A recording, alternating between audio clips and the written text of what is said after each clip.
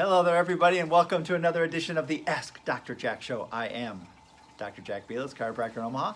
Hello, everybody. I'm Aaliyah, Dr. Jack's assistant. So right now we are hopping into parent-teacher conferences, and excuse me, something that often comes up at this time is diagnosis of ADD or ADHD. So this is for you if that's what you're dealing with. Okay, so this is a problem that really just gets to the core of me. I mean, I get so frustrated with this because as soon as this quote-unquote diagnosis is made, people want to run and jump on the bandwagon of drugs.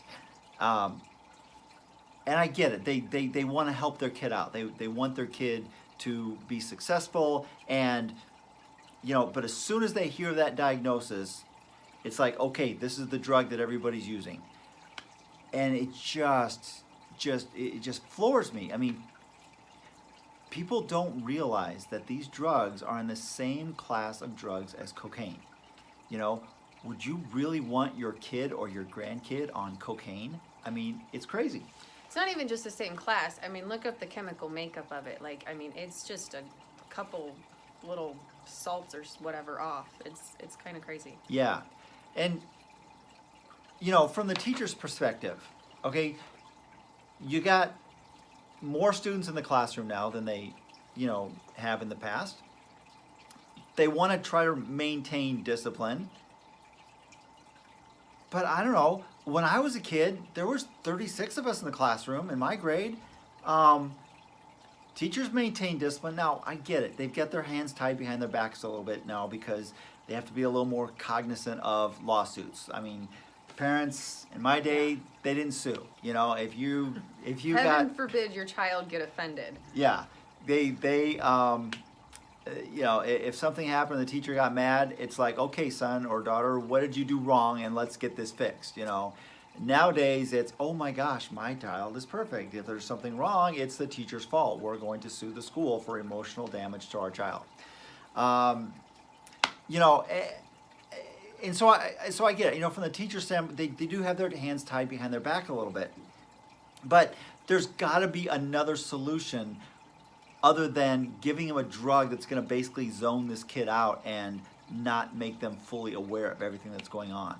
So we need to think outside the box when we get these type of diagnoses. We don't jump right into the, oh my gosh, what kind of drug can I give my kid?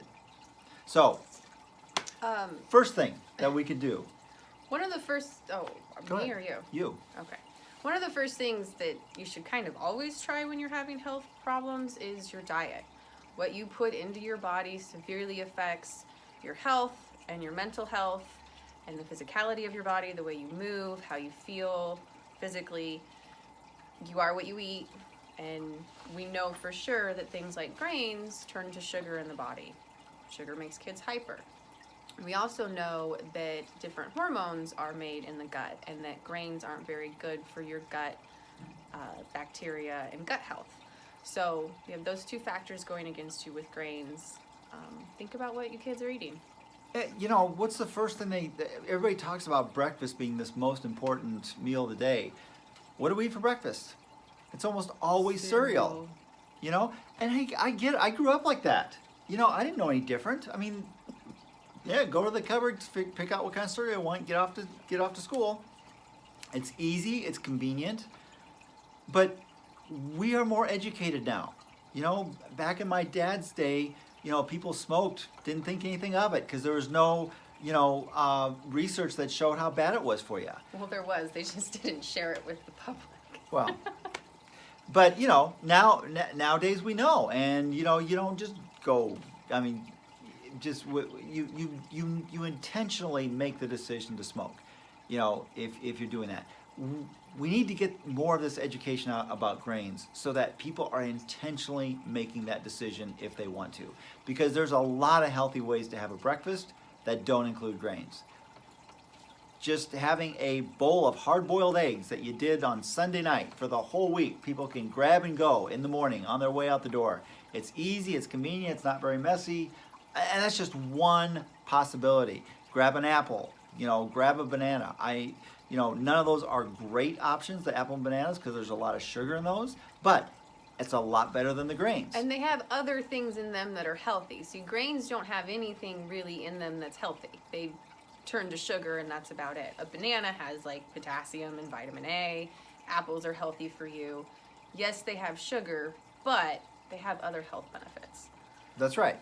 So, and more and more research is showing that what you eat affects how your brain works.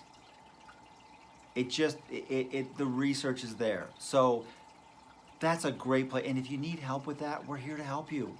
We can totally give you some help in that. Another problem that you want to look at, if you're thinking outside the box, is whether or not your kid is in sympathetic overdrive.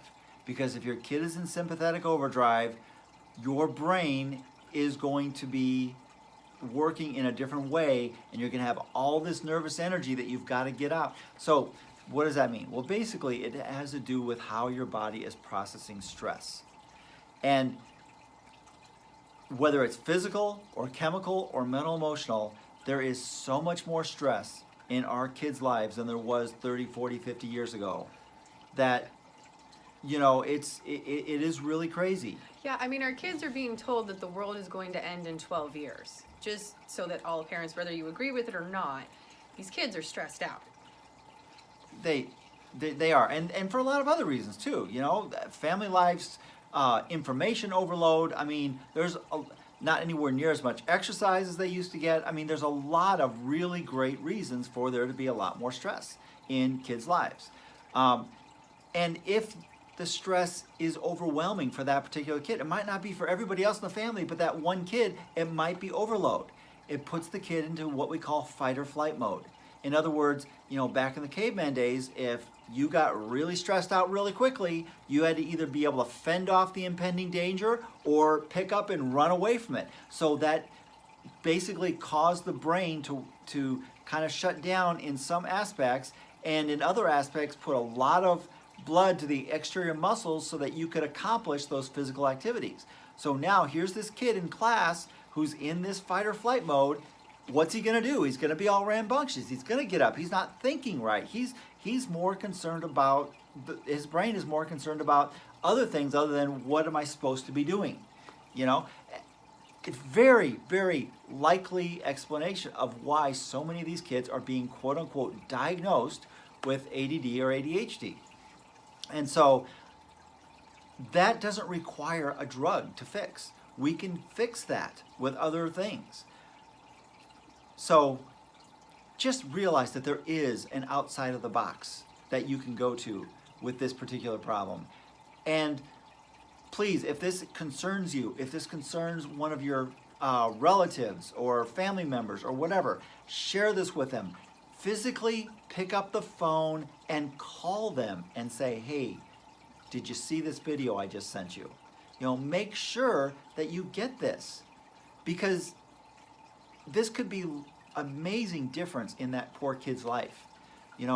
All kinds of studies are showing kids on Ritalin or Adderall or any of these other drugs as, grade schoolers and high schools are much more likely to be on major drugs when they're adults. It's just not a fun way to live life when you have to recover from all that in the future. So, like this, please share this with people, and most of all, stay healthy, Omaha.